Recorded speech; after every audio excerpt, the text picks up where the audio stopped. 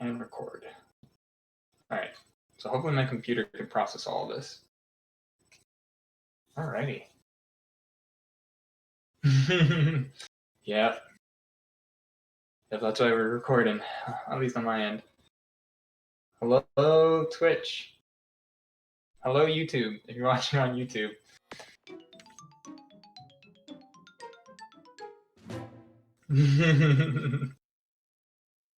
Alright, so let's maybe do quick introductions, then we'll hop into the run. Why don't you start us off?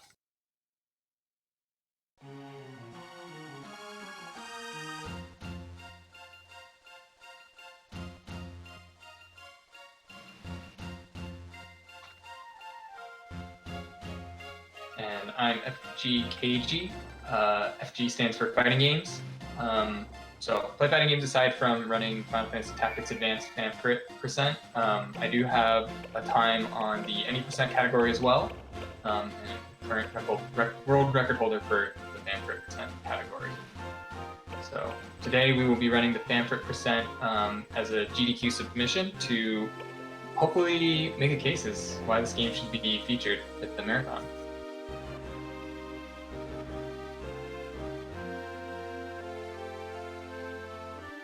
Yep, so this is partial completion. We will be going up to the first major boss in this game, which is Famfrit, hence why it's named Famfrit percent. But we will be doing a number of strategies that are used in the any percent category. So the any percent category is a 4-hour run, which involves about an hour or so of grinding. Famfrit percent is about an hour run, a little bit over, but involves similar strategies. So this is a really good starting category to just get into learning the game and practicing some more of the non-specific strategies, such as moving your units and prioritizing targets to get through the missions as fast as possible. Get started. All right, I gave it the old restart. Hovering new game. Ready whenever. Okay. Okay. 3, 2, 1. Wait. Did you start? Okay, I'm going. I was a yeah. Do you want to give it just one quick restart, just to be on sync? All right, I don't know how difficult it is for you, but. Woo! Thank goodness. All right, you count us off.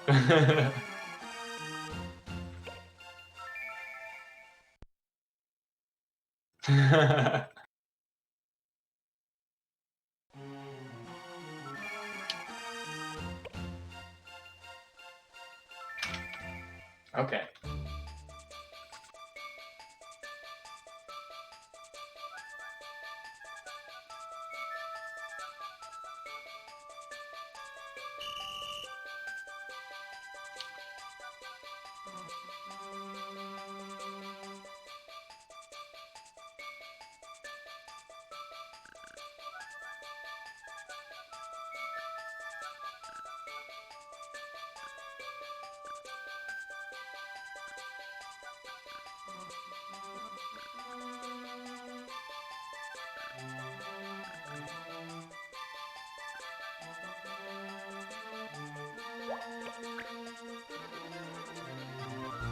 And I am naming my character.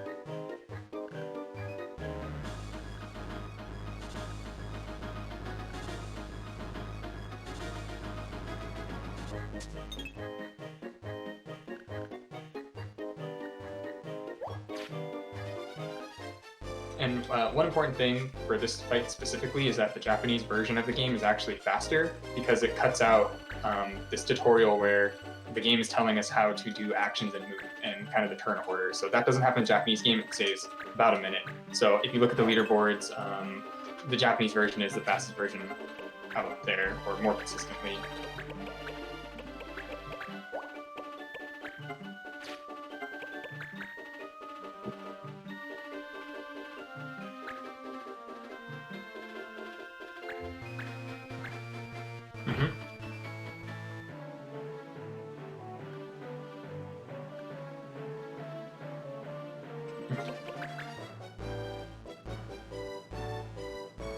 And as mentioned, this first fight is a tutorial of just kind of basic movement. You can't really lose it. The game will automatically finish it for you after a certain number of turns. So pretty much what we want to do is just move through all the unit turns. The second fight in the game will be a little bit less structured. You actually can game over on it, but that'll be getting into kind of more fine tactics and actually doing damage and trying to complete the mission in its entirety. So after that is when we are going to hop into the main game, where we're going to be doing some other strategies and actually taking on missions from the pub, which is pretty much after every fight. We're going to go back to the pub, pick up the next mission, and repeat until we get to Famfrit.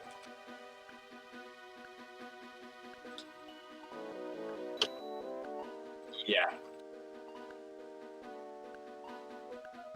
Mm-hmm. Mm-hmm.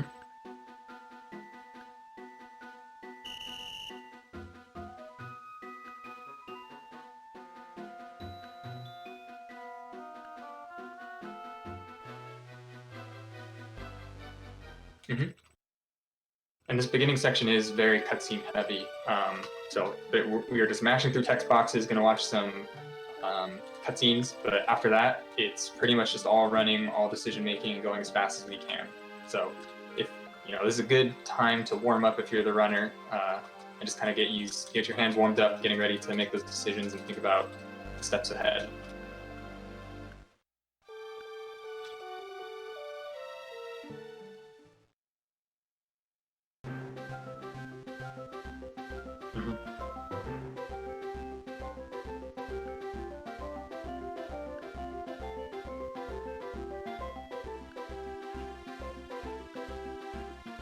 Mm-hmm.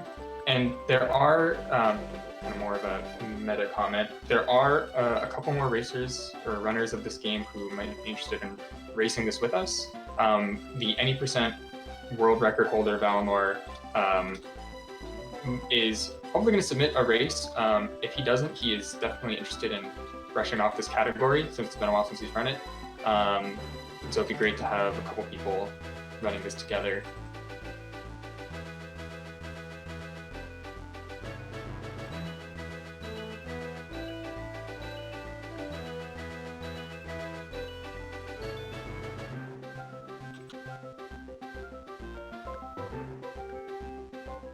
Mm-hmm. Mm-hmm.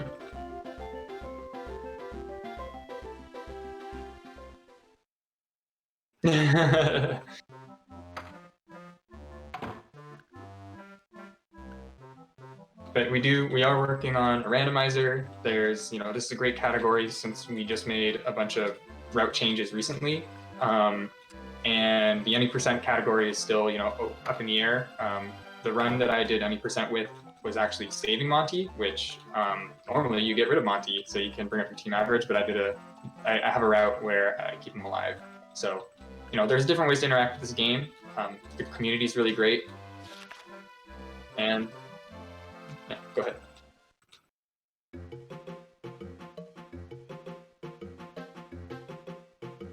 Mm-hmm. Mm-hmm. Mm-hmm. Mm-hmm.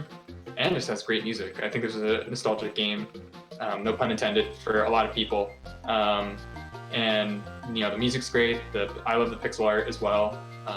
And this is one of those games that I sunk in hundreds of hours when I played it originally growing up.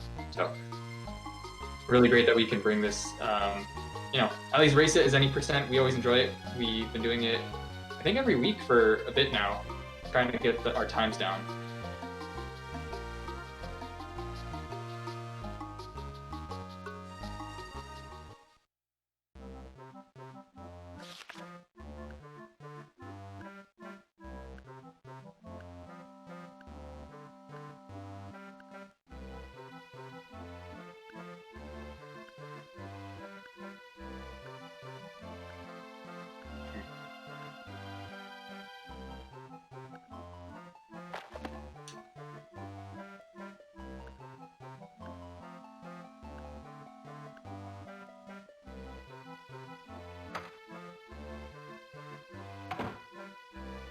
Mhm.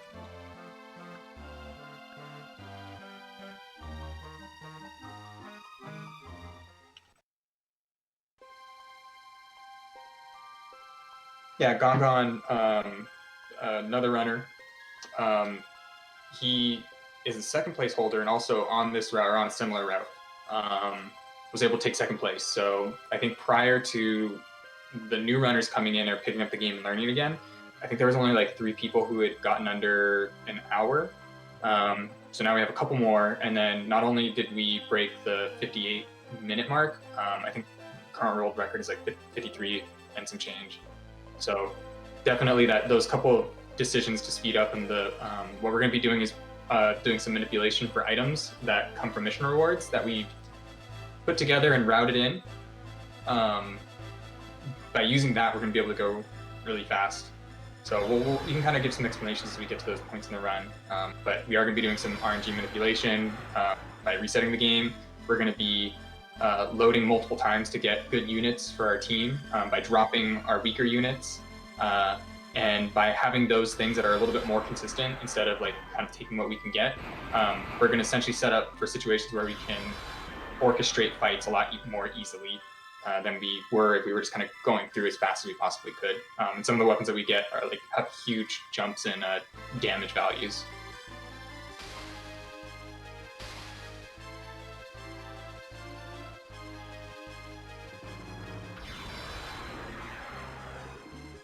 Mm-hmm.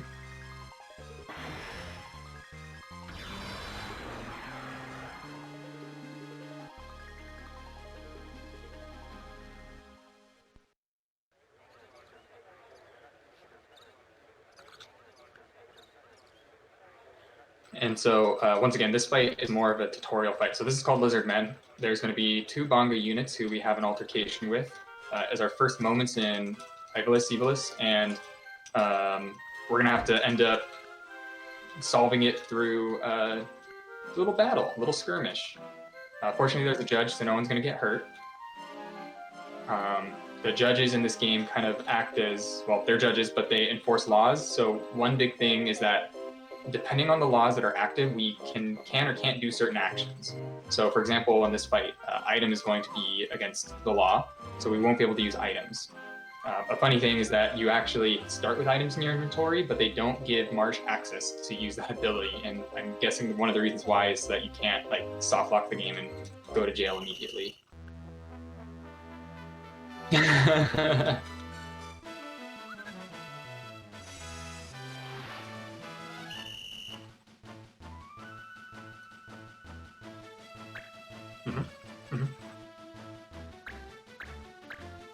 So here's just 2-on-2. There's no deployment. This is, text boxes explaining what the fights are, and a little bit more detail, what laws are. Eventually, the next couple of fights, we're actually going to be deploying units and taking a look at our whole party.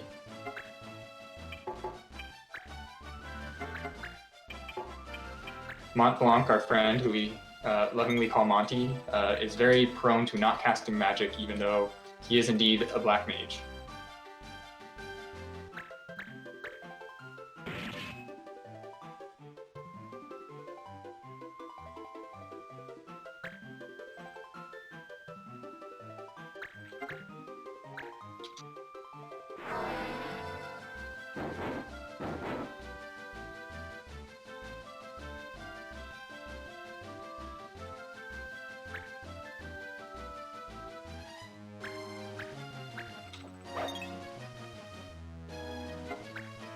Mm-hmm.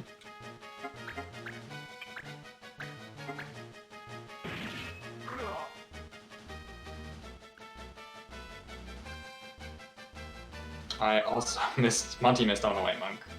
So far, KG is doing pretty well.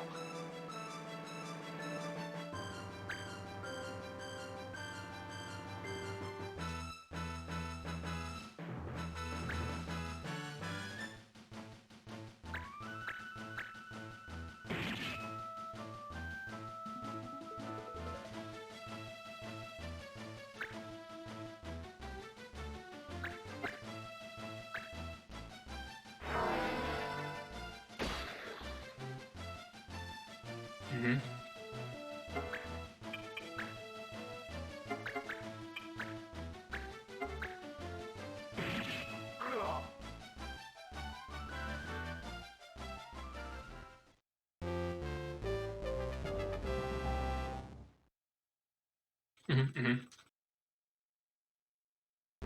And one of the big differences between our races were we were actually running the two different versions of the game. So I was running on the English version, Wii U version. You can save on it. Kind of looking for all the best things to happen. It is really reacting to pick is trying to.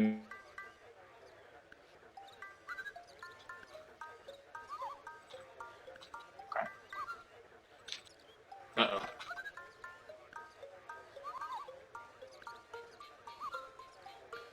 We have a contingency plan.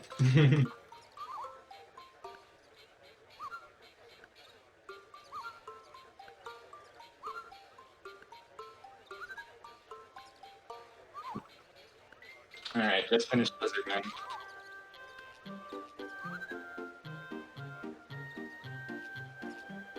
Okay, so you're about that minute ahead. Except it's the English versus English version. Oh, that's fine. Oh, that wasn't. That was nothing. I don't know what we're gonna name our clan. I'm gonna name it Clan Monty, I think.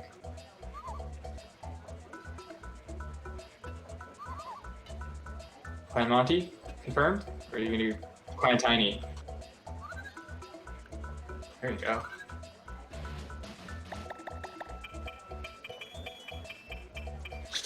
See, this is why we practice. I did that too. I was like, where's the lowercase letters?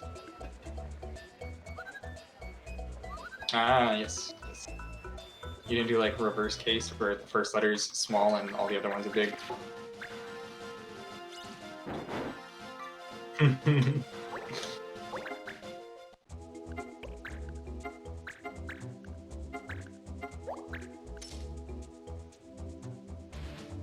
So one thing as Real Nostalgics is doing that that will be apparent is that we have to drop these icons on the map.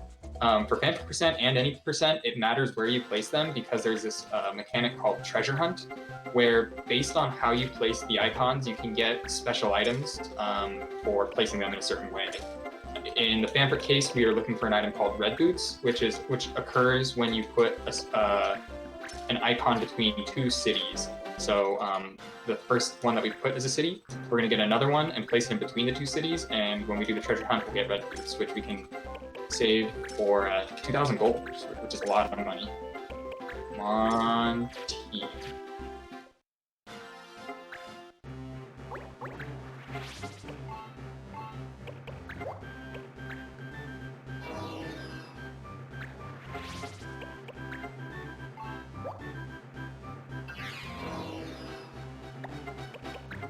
And another strategy, as mentioned, so we are going to be dropping some units. This is so we can pick up some higher level units along the way. In addition, we're going to be moving a bunch of days to move the calendar forward, and based on the month that it is, we will get different units that we can recruit. So that's one of the reasons why we're going to be doing that in this segment right here.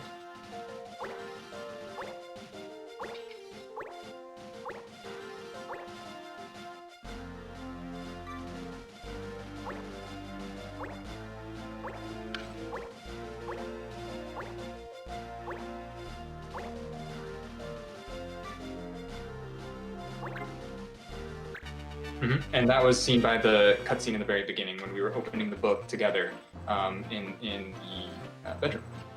So that corresponds and really does play into major themes in this game, where we're going to be fighting Famfrit, fighting some bosses, and kind of all correlated to the 5 clans and the 5 races. So, I think I'm all set. Gotta just manipulate the days.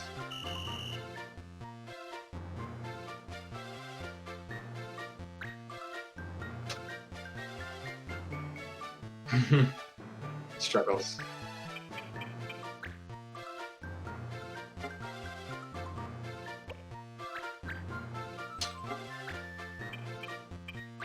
Multitasking.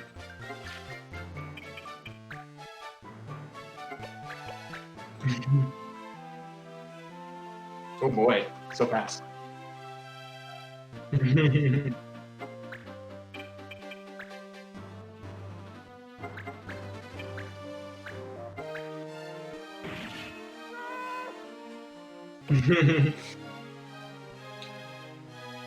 Alright, so Earth picking, we have a bunch of monsters. The fairy is very fast. Stats-wise, fairy's very fast and has some decent evade. Actually, they all have some decent evade.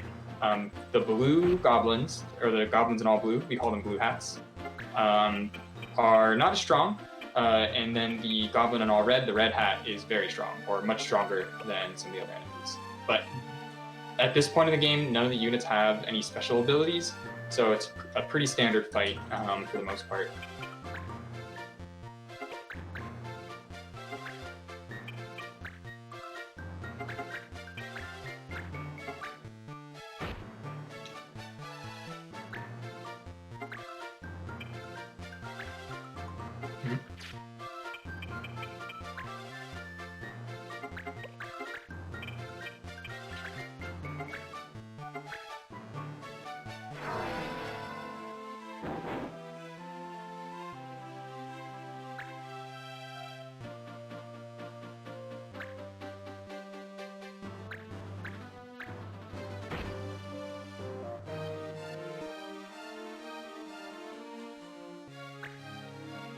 And we definitely will hit our own units on this fight, or at least I do. If it turns out that we only have a valid square where an allied unit is.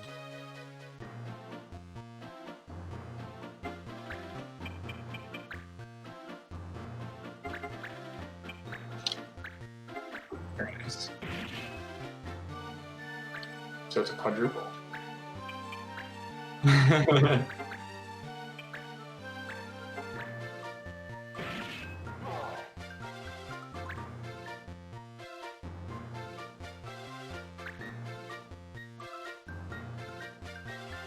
Yeah, that was my strategy going in.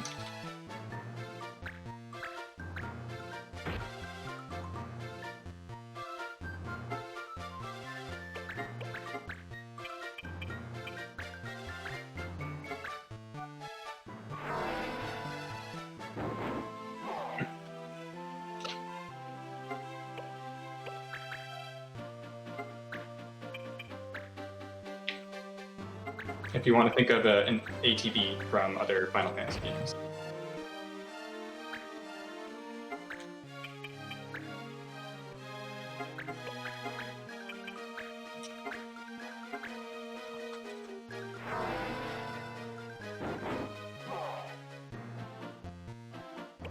The blue hat lived, got a crit, lucky crit, lived with 1 health. Womp womp. And I am finishing Earth picking. Aha! We have pulled ahead.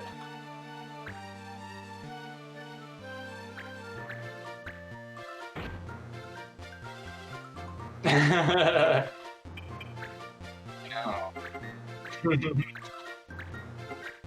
Gotta put on a good show, right? It's not fun unless there's a plot twist. Which, there is a plot twist, because I haven't shown you my secret move.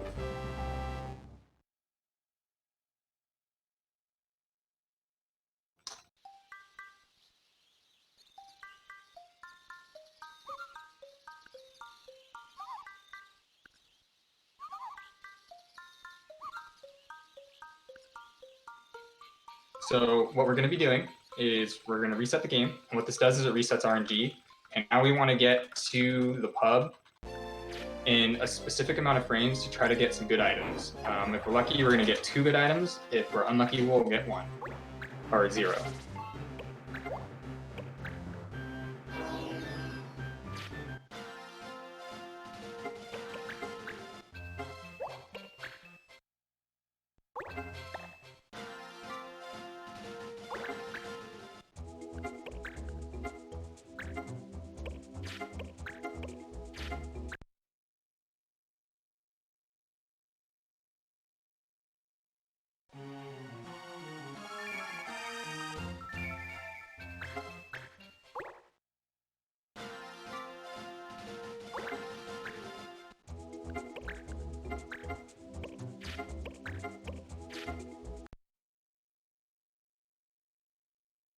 And I am going to roll with 1.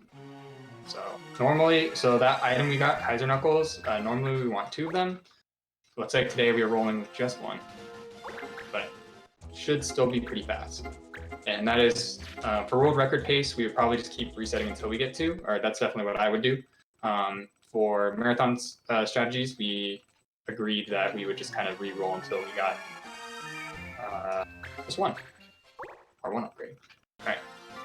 So now we did that treasure hunt, we picked up those red boots, and now we're going to sell they're worth 2,000, and we're going to pick up some items that give us some bonus attack. And then we're going to be doing another myth. So this time, instead of rolling for mission items, we are rolling for units. But similar idea. Although this time around, what we're doing is looking for a unit that has 115 attack or higher. And I like doing the soft reset on the first try. And then after that, we're just going to do a save load because it's a lot harder to manipulate for this one. And then after that, it's all the RNG, well, all the manipulation and re-rolling that we have in the game, and we can just kind of blaze through it as fast as possible.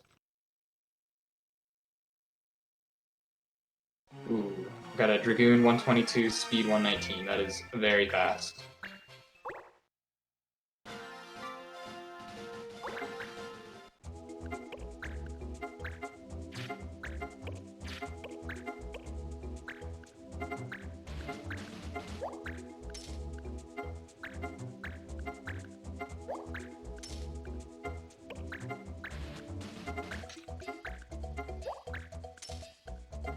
Yep, either or we will take. And then we're going to pick up a second unit, so we're doing the same manipulation. Well, this time I'm probably not going to soft reset, we're just going to go.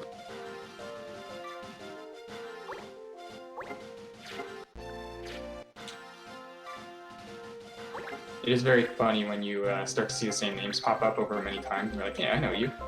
You're familiar.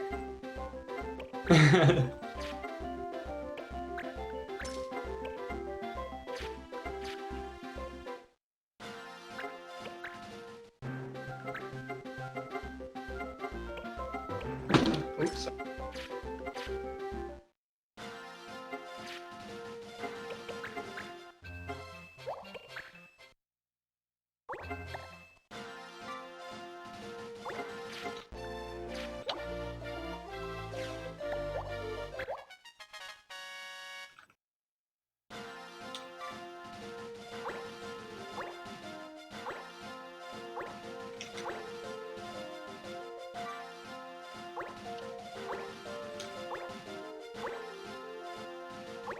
Mm-hmm.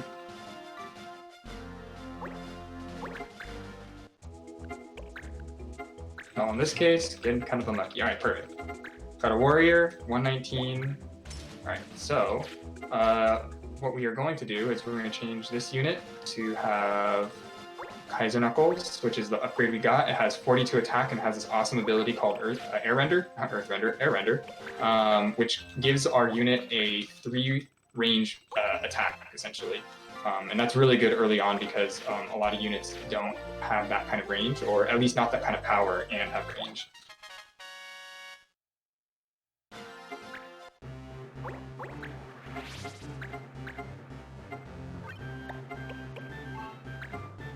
Okay.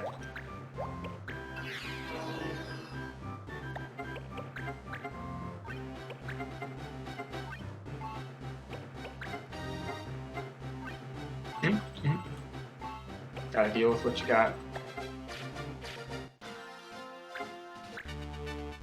And in the same way, very different results can happen based on how these fights go. So if you get one miss, you're gonna have to, maybe veer off your plan a little bit. So some of it we can predict what's gonna happen. Some of it we take the path that is gonna give us the best results. I think I want these guys to swap.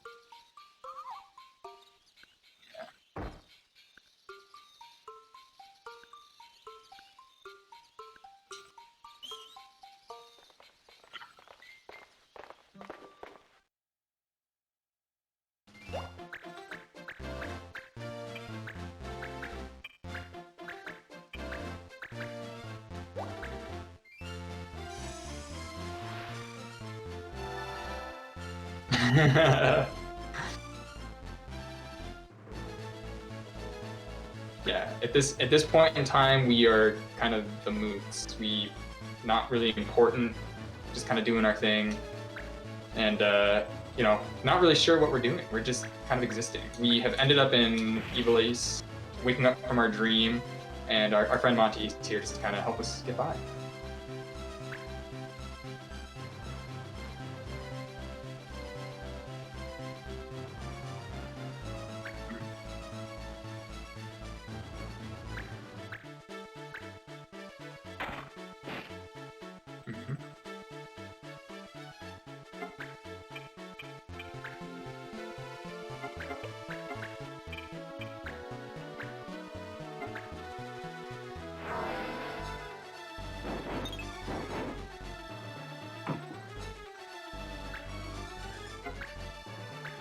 One of the reasons why I had preferred originally to not ban knives is because the thieves, when knives are banned, or usually when any unit their attack is banned, they just are a little bit more sporadic in terms of what they do. They'll just like run all over the map. But when knives aren't banned, like happened with that first thief, they just run into your team because they're trying to get melee range of all your maybe lower defense units.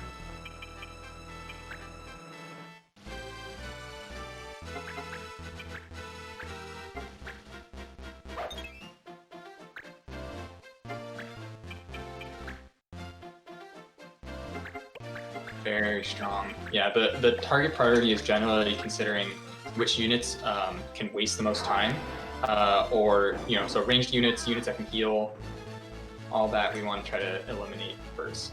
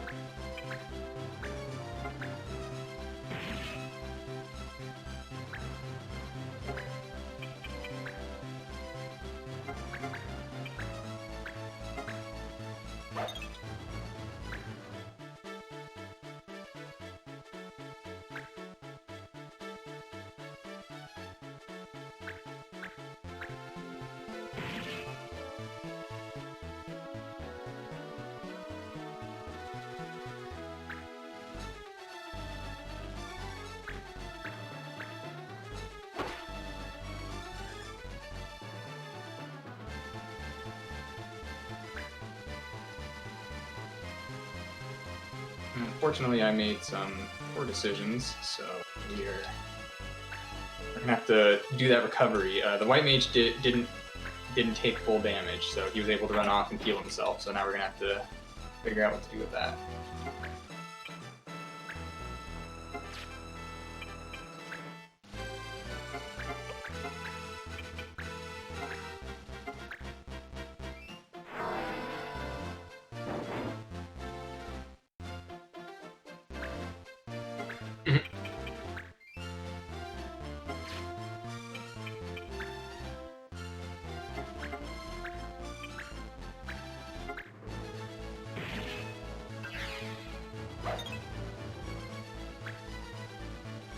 Yep, roll low.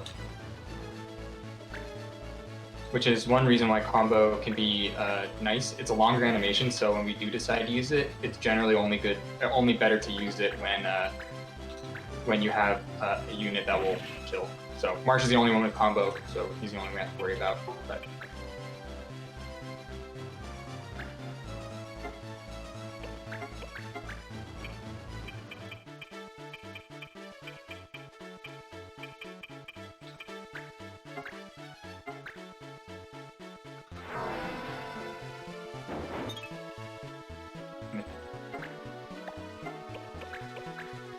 the dreaded miss. White mage is running away from me. Archer missing, just in general.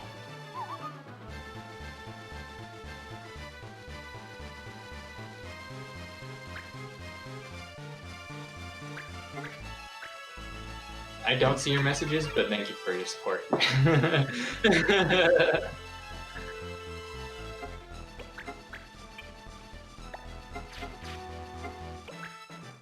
Those people who frequent my channel might be surprised to see me actually on stream. So, hello.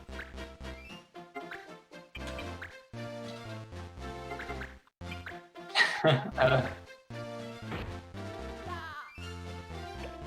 full reveal.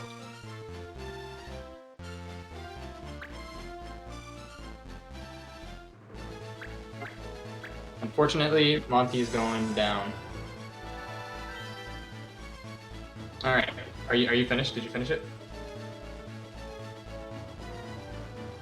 Okay. I think I'm gonna have to finish off the combo on the soldier. We are hoping for a side attack on this archer. The archer is now in the corner by the tree, but we do have enough damage to one shot. So that's the power of the Kaiser Knuckles. Ooh, he is dodging all of our moves though.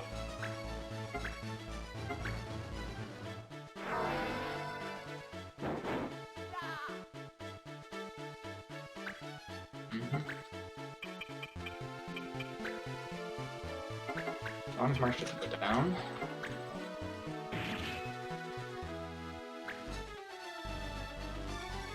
Yes, yeah. For the most part, the scarier fights are going to be, well, cheetahs can be very scary. That is the next mission that we run, depending on your unit upgrades. But for the most part, you wouldn't be getting game over there. And then the other one that can be kind of tough is Famfrit itself, the very last fight that we do. Just because there's some units that can one-hit KO you, and Famfrit has a lot of damage. Of course, he gets a crit on the last one when we don't need it. All right, we finished Thesis Hunt. Successfully retrieved the Thesis, which ends up, it's the wrong Thesis. Spoiler alert, they got the wrong one. Well, I guess it's not a spoiler because that was in the intro, correct?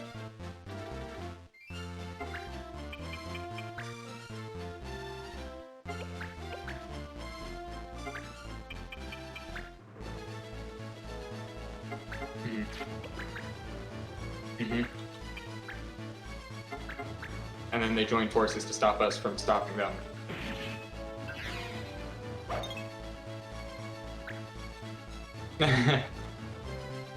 Alright. So, we're going to place this thing, and before we go there, we're going to manipulate some more days, which is my secret tech that you've never seen before, nor have I talked about.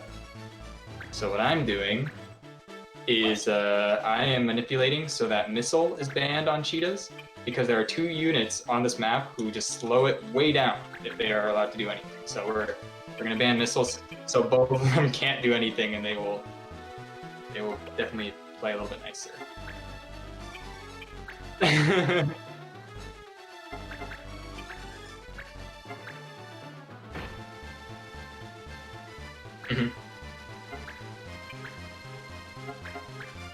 Perfect. That's always good.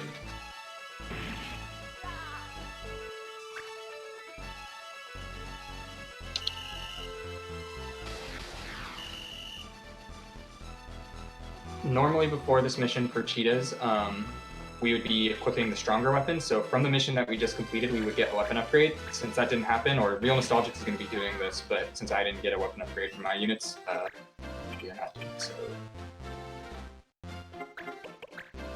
And we picked up an extra mission just on the case that we did get a weapon upgrade, still none on that. So we're going to be going into Famfrit a little bit weak, but it shouldn't be too bad. Okay, let's see. You are the one with white goals, so we're going to go here.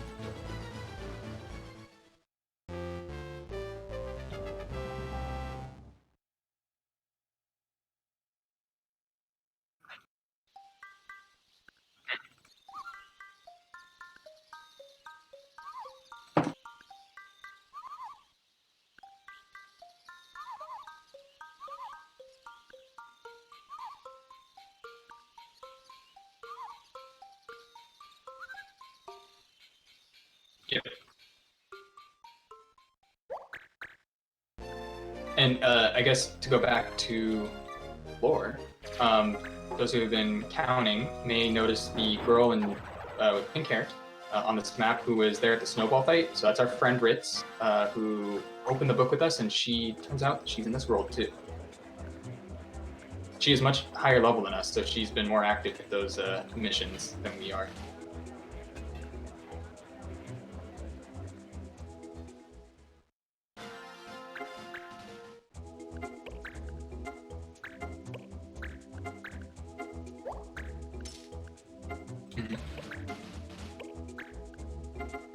but we don't know what those are all the time. It's revealed to us.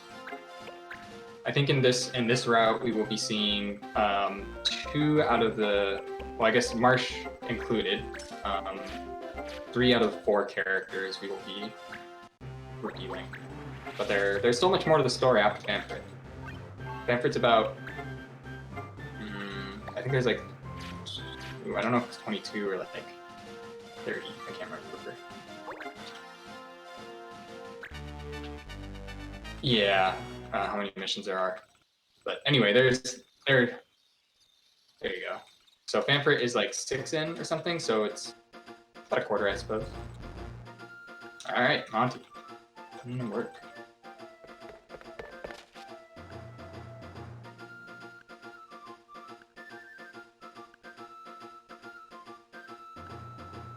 Yeah, that's good. So on the last mission, it didn't come up. We talked about units that are healing being a problem. One of the soldiers on the last map had this move called First Aid, which they can use to heal just for a little bit, but they will run away from our whole team in order to do that.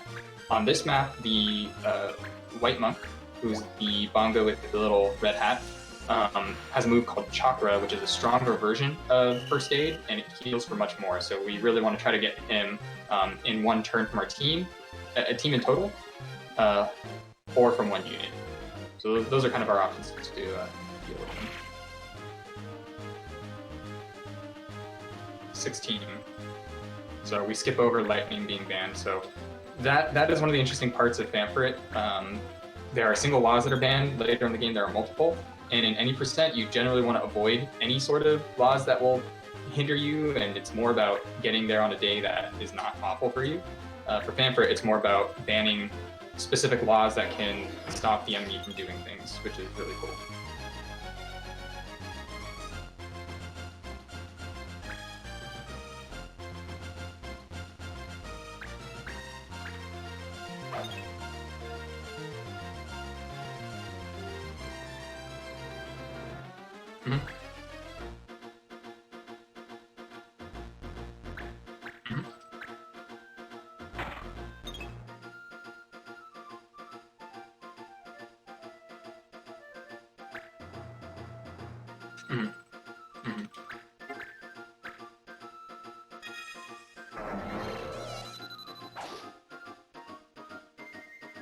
We're gonna go for a 50% attack on this White Monk and see. Oh, we got it. Okay. Yep. A lot of this is taking risks and something that might be safer to do may not be faster to do, and you have to make those decisions, especially in a race situation where every hesitation can count against you. And even in running this game normally, sometimes that slight hesitation can actually cost you a lot more than you think, and it starts to add up. Oh, Ritz. Just had to go there. Let's see.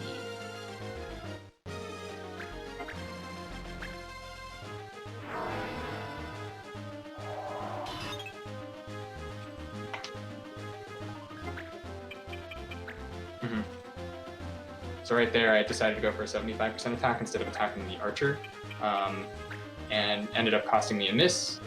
And, well, Shara is going down, but that's okay.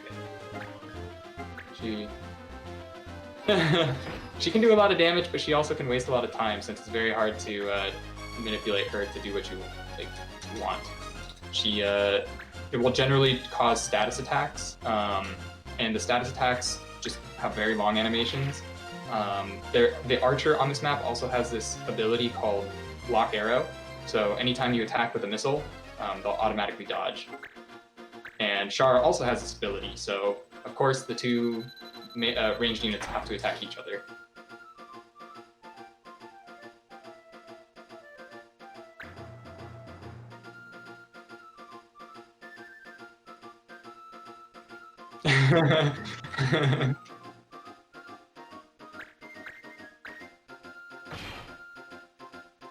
So I am going to have a little tricky situation. My strong unit, oh my goodness, this archer is dodging everything.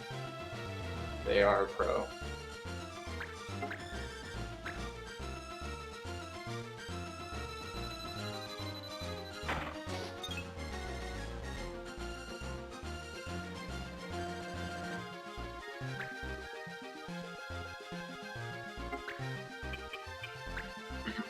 That's the same move that we're using.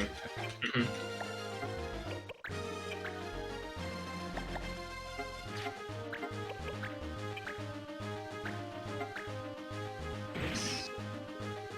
Alright, Marsh. We're gonna combo for safety. We're not gonna risk it. Marsh is very valuable because of the combo. So finishing off units who are in range of his attack. So he doesn't do a ton of damage in this route, but he can secure those kills on weaker units who are trying to get away or just a little bit in range of his attack. He also plays a very big role in the Famfrit fight. So that is one of the reasons why we don't give him a weapon upgrade, because his job is more to support in that fight versus the damage dealers of our other units. Which unfortunately in this one is only one unit who has the weapon upgrade.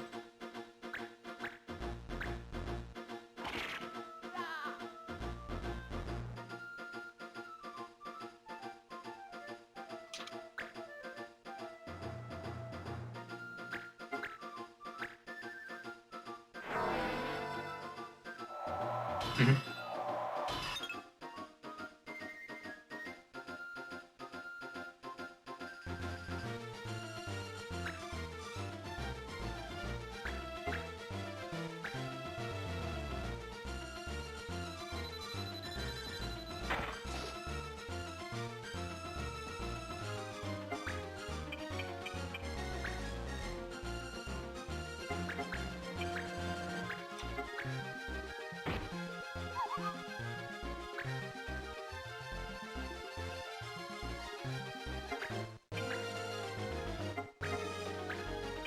And we will have a ton of healing items to essentially play a numbers game. So that fight can be really scary, but once you get Famfrit's speed broken and his turn comes around slower, you can kind of outpace him with healing.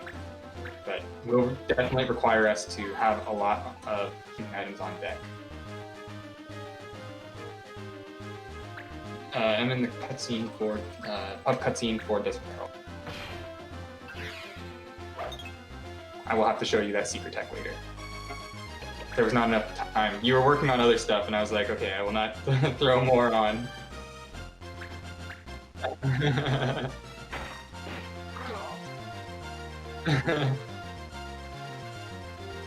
Nice.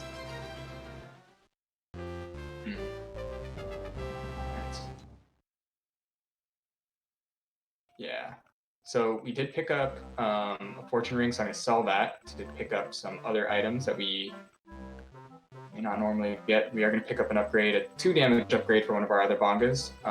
We're going to pick up some more power items, and we're going to pick up just a bunch of Phoenix Downs. And high potions.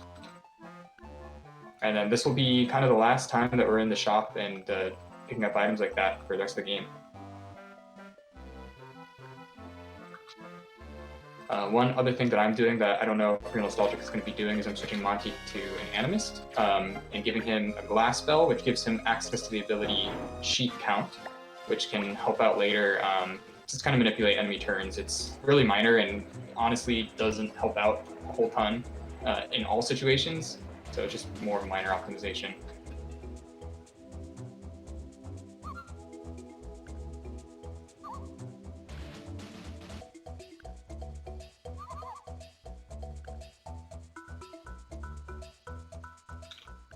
Mm-hmm.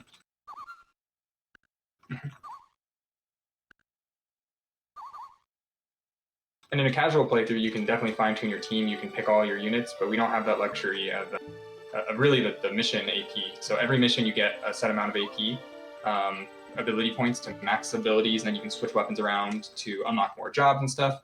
So this route is really based upon what we were given to start with, and that's it. So we look through all the data, we look through all hey, what can we feasibly get or even possibly get in the very beginning, and how do we maximize this to get the fastest runs as possible? So we're not doing grinding for levels.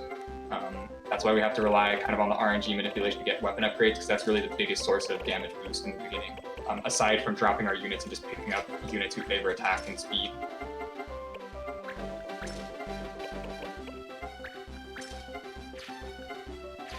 Alright, so the scary part in this fight, this is Desert Peril. We are fighting some monsters, 3 panthers, a jelly, like what I think is, I can't remember what the official name is. Is it jelly?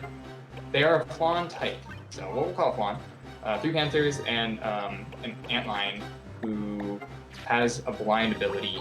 The panthers also have poison abilities, so we have a lot of status effects across this team that can really do some damage if we're not careful.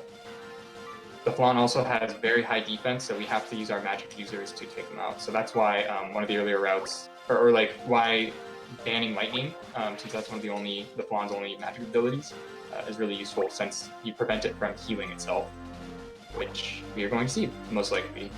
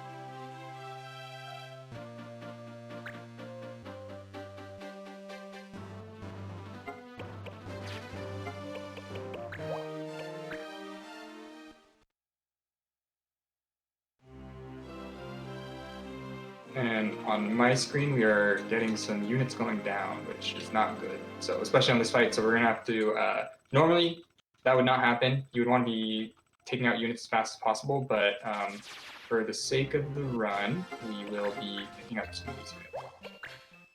Just to make sure I don't get over.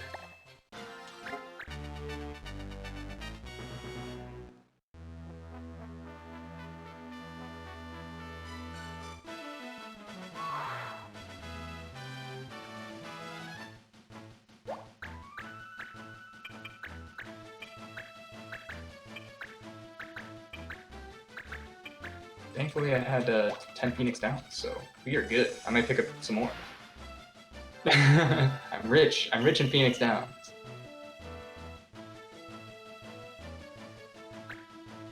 Yes.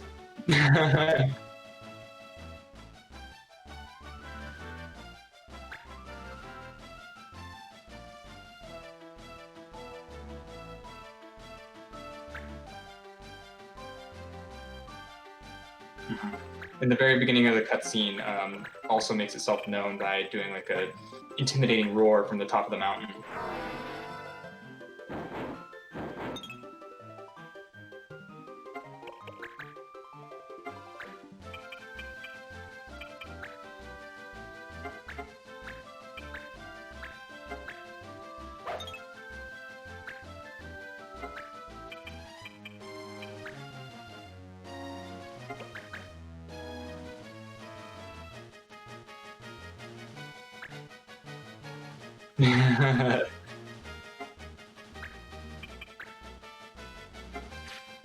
Man, this Fawn is, yeah, definitely going to be causing some issues for my team. Hopefully he goes for back, but he shells. Nope, definitely not.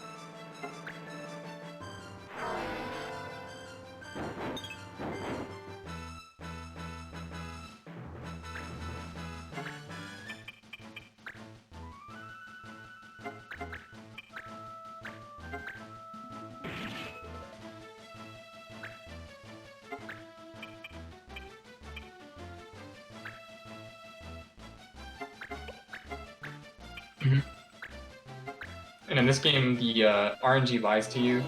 Generally, you have better odds than is shown. I don't know if that applies for enemies as well, but definitely for your own attacks, you will generally hit. If it says 95%, it's actually pretty much 100%.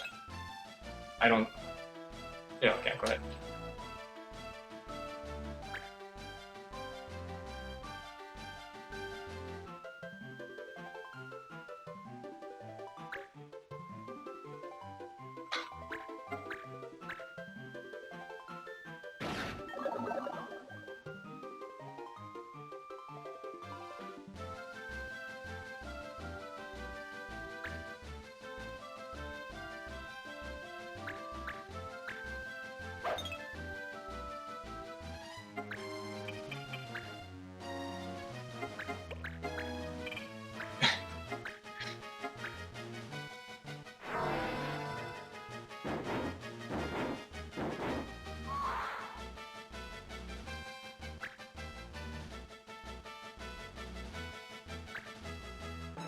I cannot keep my black mage alive.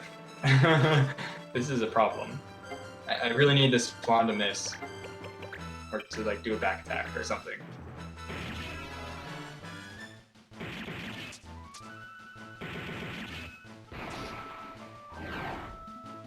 Perfect. Alright, well the Flan missed on my end, so we're back in business. We're cooking.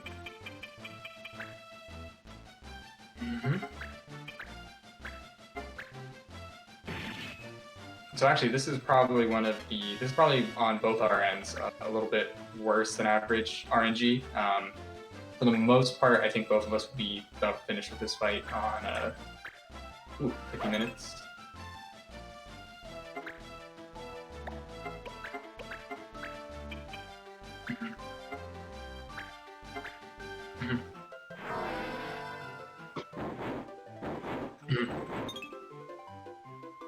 And the more level ups you see, this is about the time when your units will start leveling up because every action they get about 10 experience or so. So the more level ups you see here, that's kind of an indicator of maybe some of the fights earlier took a little too long. Judge turns can also be a good indicator of that, since the more turns that go for your own units or all units, the more judge turns are revoked. But we have finished. Desert Peril. And the usual estimate for Famfrit is about 10 minutes for the final Famfrit fight. I have to stock up on some more Phoenix Downs. Yeah, having to spend my unit turns picking up my Black Mage repeatedly definitely cost us a lot of time, but it was important for the sake of not getting a game over. But that's how quickly you're going to have to react and make that decision of like, okay, if I, one way to mitigate damage is to do a bunch of damage and to remove the enemies.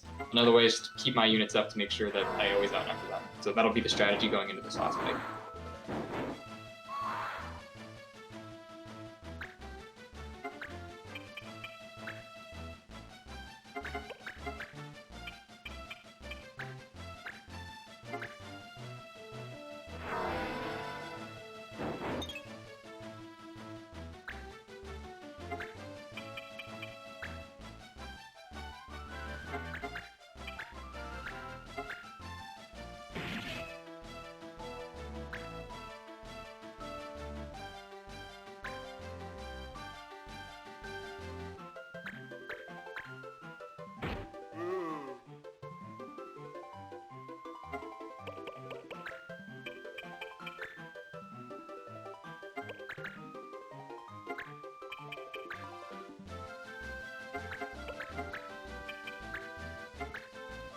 I'm definitely going to save here just in case, but we're not going to need that.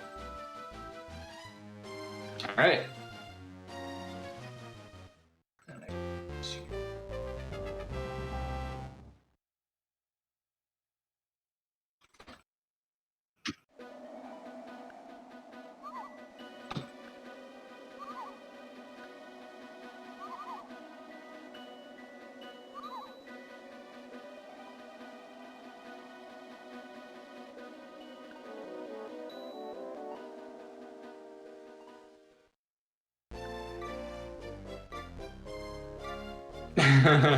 Oh no.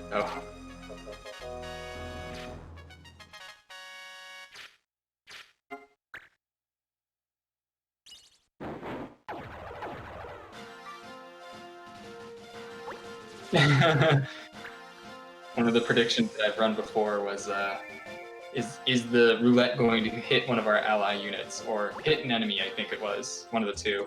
It was a very exciting day.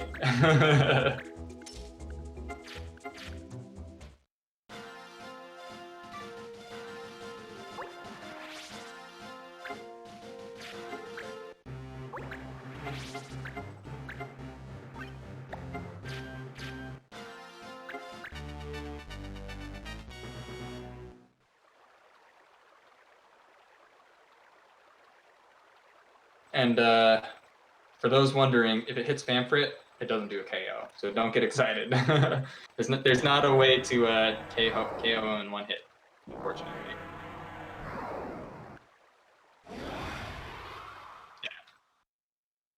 It's kind of a wash. It's a neutral exchange, if you will, but definitely we much prefer if it hits one of the other flow die. All right. Oh, he is not doing it today. I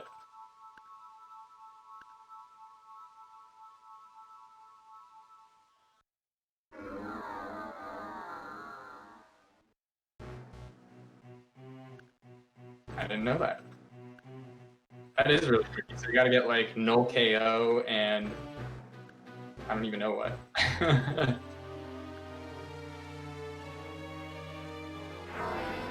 Oh, I see.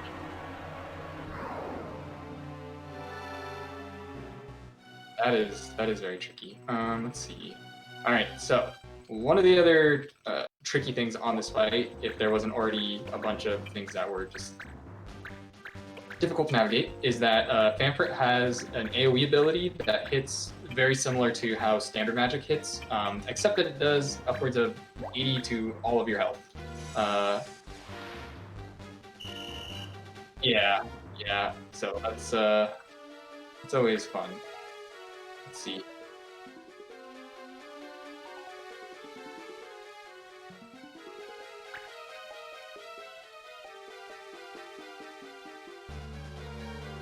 No, it did not.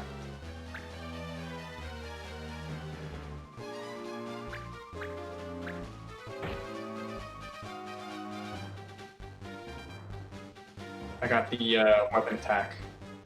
The weapon attack flow die down.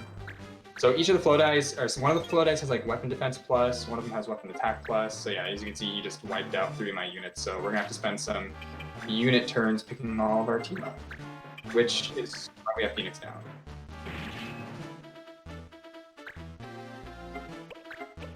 Mm-hmm.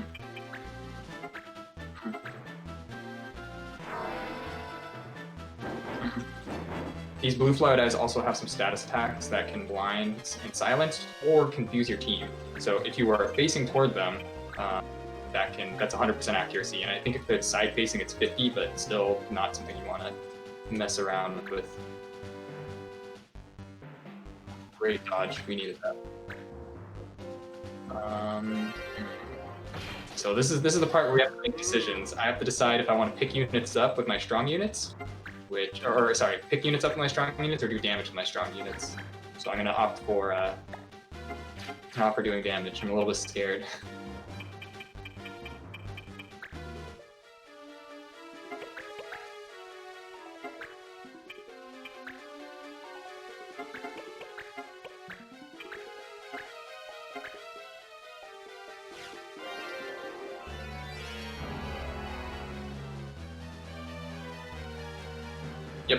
Yep. Numbers advantage is the big name of the game. Also, I did take a look at chat. Shout out to everyone in there. I really appreciate the warm wishes.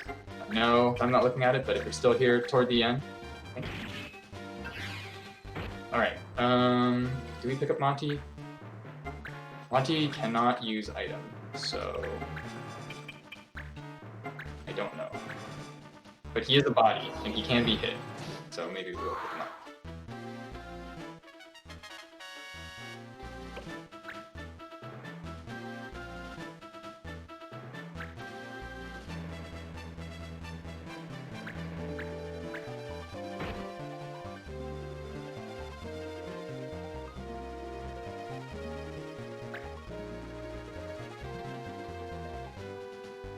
All right, and this is where the situational sleep is actually really good, comes in. So by sleeping, turns are still going to pass for those units, and as we mentioned, the way that the ATB fills up, every time their turn passes, they're going to lose some amount of speed just because by virtue of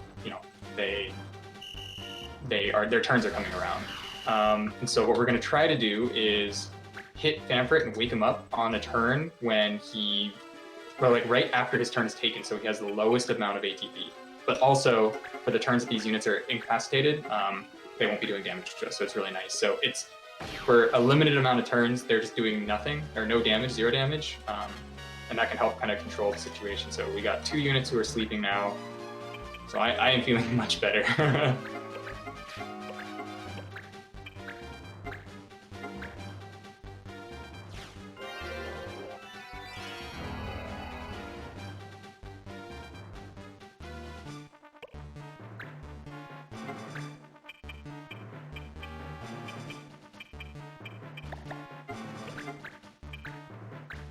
So here I'm going to take advantage of that, what's it called? We're taking advantage of the fact that if I don't move with my units, they will, their turn will come around faster. So because that unit, that soldier I could have back attacked with, we're just not going to do that. And the turn will come around faster instead. Woo!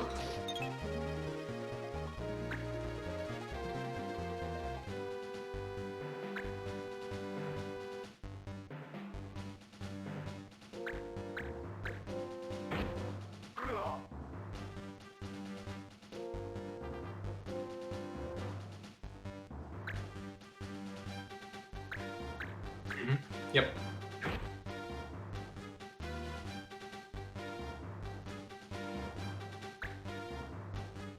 And I'm gonna start chugging these high potions while I'm at it. Another reason why what's it called? Air render is really good is for this fight. So we can use air render and not be right next to Famfrit. So if we end up successfully surrounding him on all four sides, our ranged units can still do damage, and quite a significant amount as well. All right, Judge. Please move these flow dice out of the way. You moved every single one except for the one that I wanted.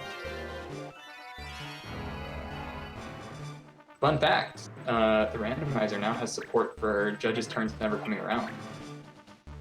Yeah, but they're still on the map, so it's not a Yogg, but a Yogg in this game is if you lose units, they are gone forever. So the Judge in this game is here to protect us, and he's here to hang out pretty much. And alright, we're waking up Famfrit, and it is time. We're in go mode. He's already punching my units.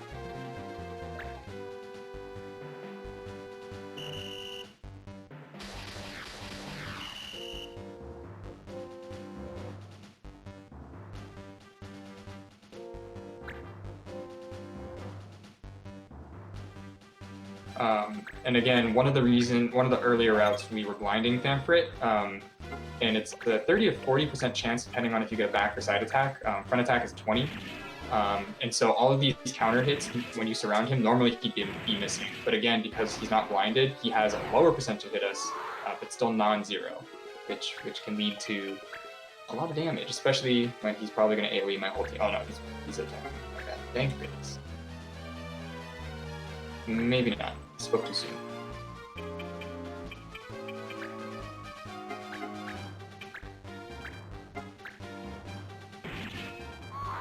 Yep.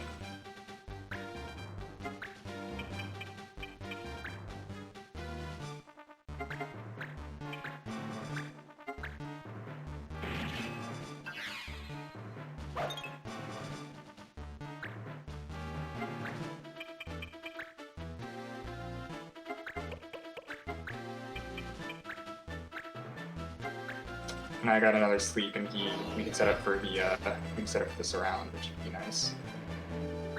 Oh, thank goodness.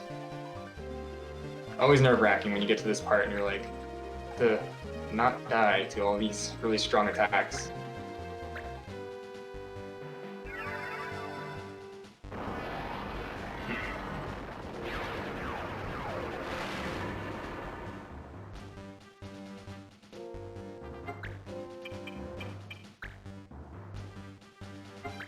This route.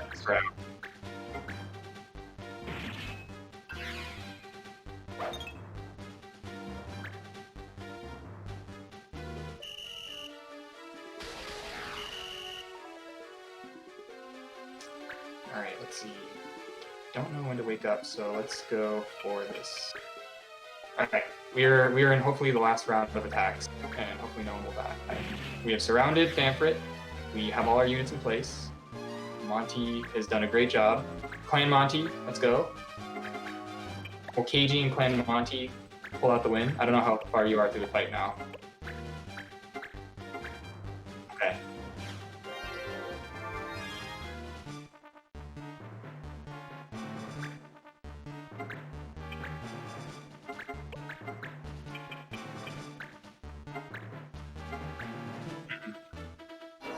Reduces evade chance.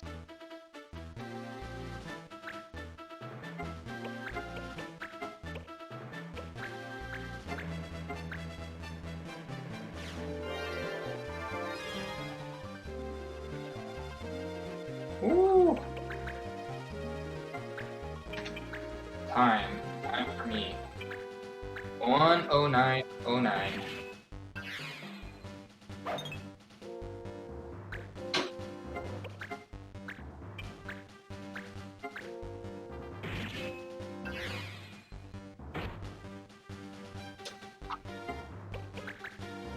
Oh man. Thanks everyone in chat who's still checking it out. That's a Famfrit category, so that's where the time ends, right when Famfrit does his little battle cry, and that's when we call it.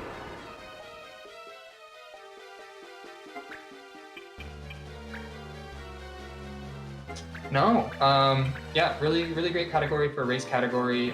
Again, the any percent category includes a long grind. I don't think we're submitting it this time, but one of the ideas that the community had was doing both a Famfrit and any percent race, or both Famfrit and any percent in the same run, where we do a Famfrit race during the grind, so you can still have any percent being shown, but showcase both categories, and give something for people to kind of do. It's a long grind.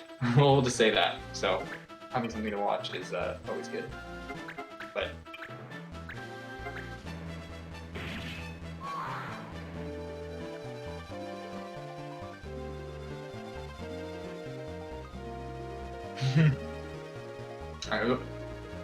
wait, what was it? Okay. Okay.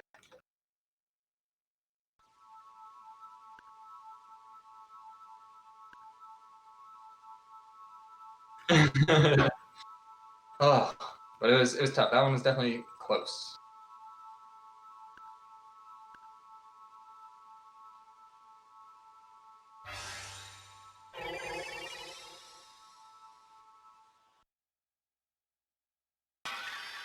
Mm-hmm.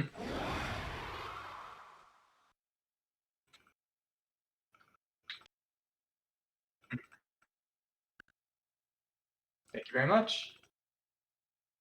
Bye, stream.